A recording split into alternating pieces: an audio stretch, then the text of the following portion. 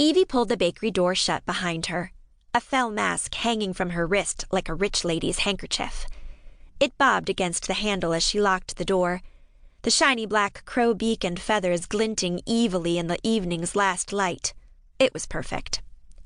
She started toward the town square, where Mum and Pop were serving sweet buns, cinnamon twists, and best of all, Pop's famous raspberry tarts to all the people crowding Paylene's streets for St. Heart's Festival. Glancing up at the moon overhead, Evie began to run, untying the ribbons that held the mask to her wrist to fasten it over her eyes and nose. She and her best friend, Cecily Miller, were due at the storytelling competition soon, and if she didn't hurry, the judges would probably cross their names right off the list. Crowds of people swelled up around Evie as she scampered along the twisted streets.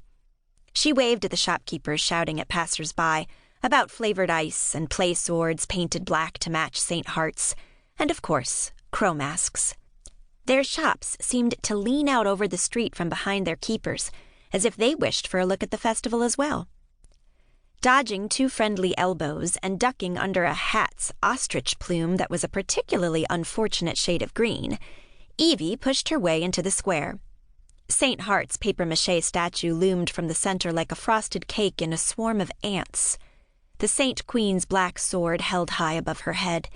Evie had always thought St. Heart's Day was a rather frolicky sort of holiday to be remembering Peltive's first St. Queen's untimely demise, even if it had happened more than 500 years ago.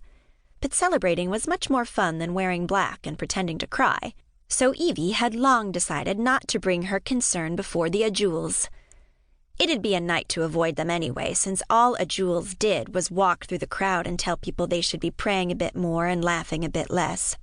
She fancied Ajules thought the only things worth doing were growing vegetables, sitting through their boring chants in the temple, and praying. Usually when she argued with them, they only laughed and told her to carry on, so they weren't so bad, just a little boring.